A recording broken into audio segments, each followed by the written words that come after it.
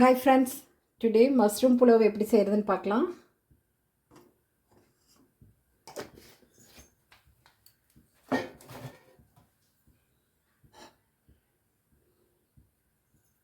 எண்ணெய் தேவையான அளவு ஊத்திக்கோங்க.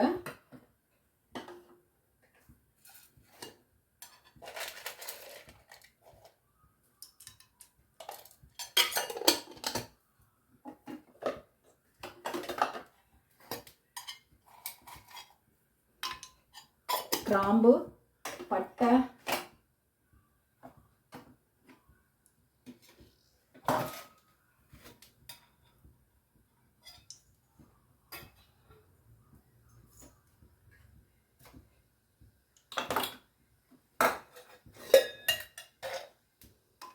அன்னாசிப்பூ,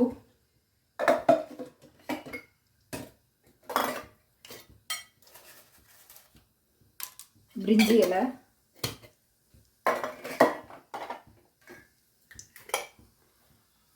கொஞ்சம் சோம்பு,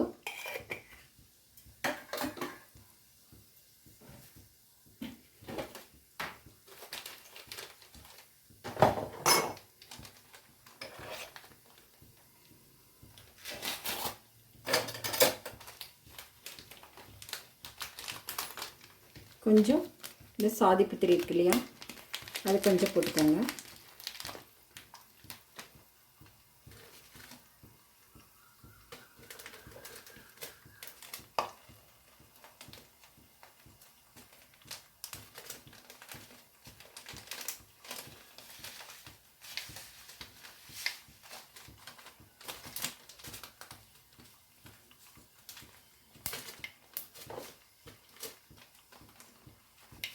கொஞ்சம் சஜீரா,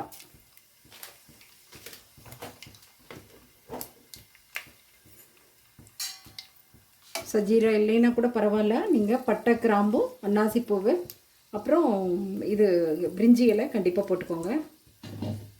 அப்புறம் இந்த புலாவ் செய்யும் பொழுதெல்லாம் ஆனியன் வந்து கொஞ்சம் அதிகமாக போட்டால் டேஸ்டியாக இருக்கும்.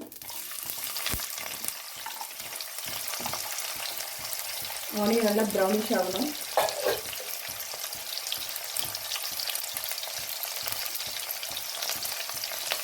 பச்சை மிளகாய்,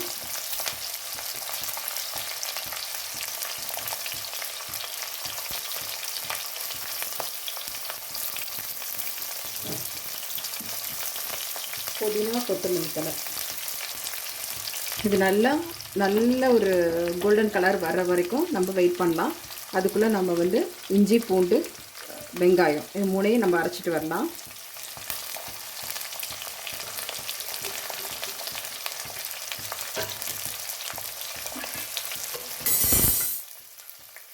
ஏலக்காய் வேணால் எண்ணெயில் போடுறவங்க போடுங்க, நான் அரைச்சி போடுறேன். நான் இஞ்சி பூண்டோட இதையும் சேர்த்து நான் அரைச்சிடுவேன். நான் ஒரு 3 ஏலக்காய் எடுத்துக்கிறேன். 3 ஏலக்காய்.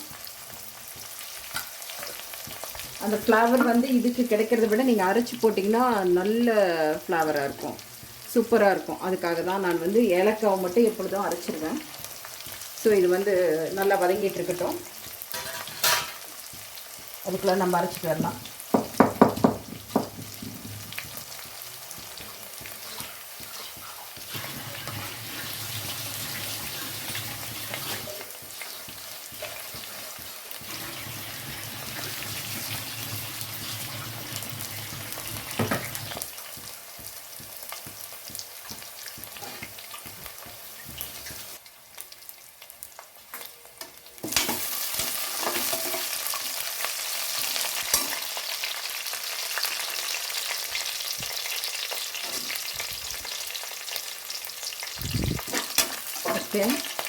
இப்போ வந்து நம்ம அரைச்சி வச்ச இஞ்சி, பூண்டு, இந்த பச்சை வெங்காயம் விழுத போட்டுடலாம்.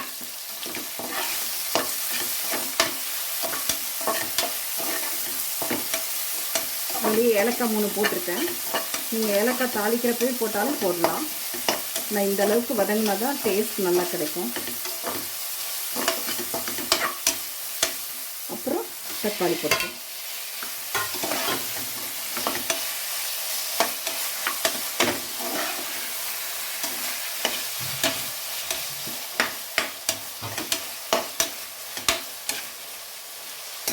தக்காளி போடும் பொழுது நீங்கள் தேவையான அளவு உப்பு போட்டுக்கோங்க. இப்போ நல்லா வதங்கி வரும்.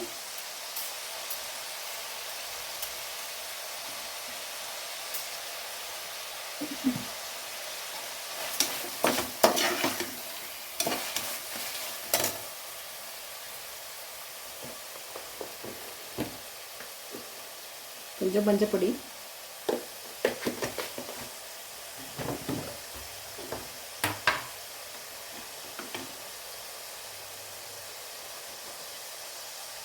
கொஞ்சம்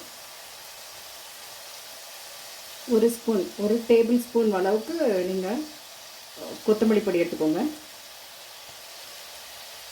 அரை ஸ்பூன் மிளகாய் பொடி.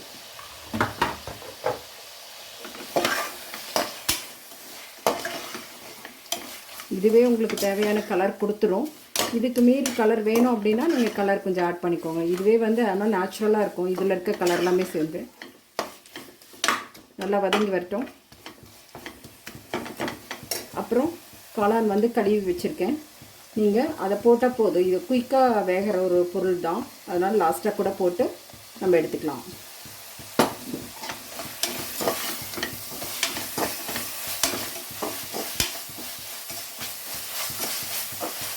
பாருங்கள், அந்த வெங்காயம் நல்லா வதங்கினால அப்படியே கன்சிஸ்டன்சி பார்த்திங்கன்னா சூப்பராக இருக்கும். ஓகே, இப்போ தக்காளி வெங்காயம் எல்லாமே நல்லா மெர்ஜாகி வந்துச்சு பாருங்கள். இப்போ காளான் போட்டுக்கோங்க.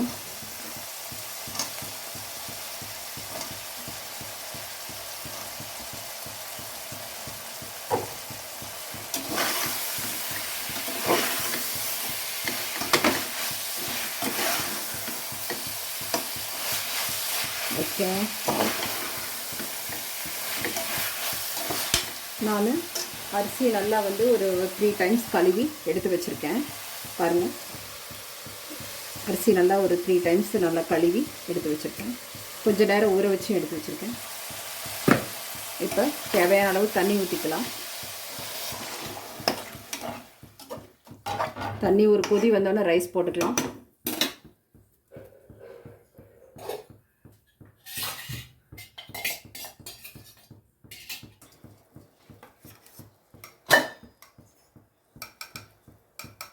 ஸ்பூன் நெய், 1 ஸ்பூன்.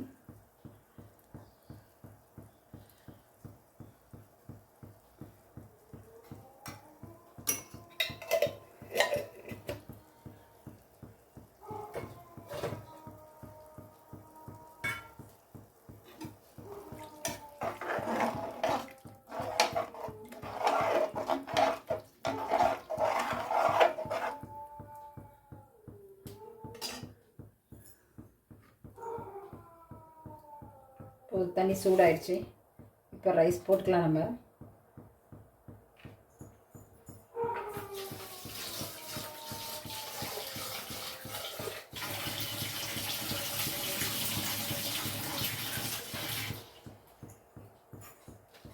தண்ணி இது வந்து இது காளான் புலாவ் தானுங்க. இது வந்து பார்த்திங்கன்னா மஷ்ரூம் வந்து குயிக்காக வந்து வெந்து போயிடும்.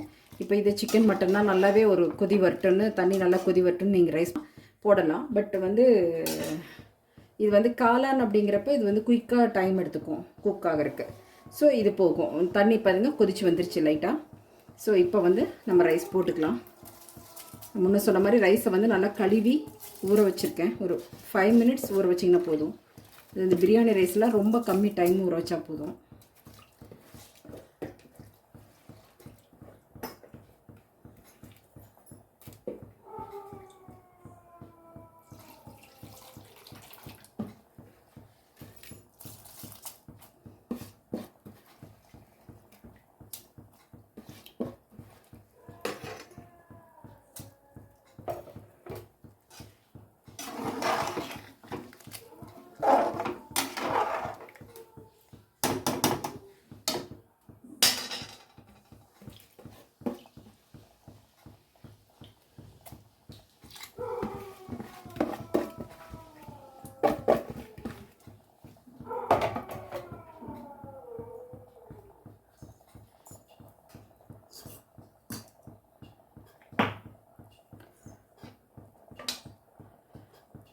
இப்போ பாருங்கள், இந்த ஸ்டேஜில் நம்ம மூடி வச்சு ஒரு 2 சவுண்டு வச்சா போதும். நம்ம பிரியாணி ரெடி ஆயிரும். மஷ்ரூம் பிரியாணி, வாட்டவர், காளான் பிரியாணி. இப்போ நம்ம காளான் புலாவை எப்படி இருக்குன்னு பார்க்கலாம். காளான் புலாவ் சூப்பராக வந்திருக்கு பாருங்கள்.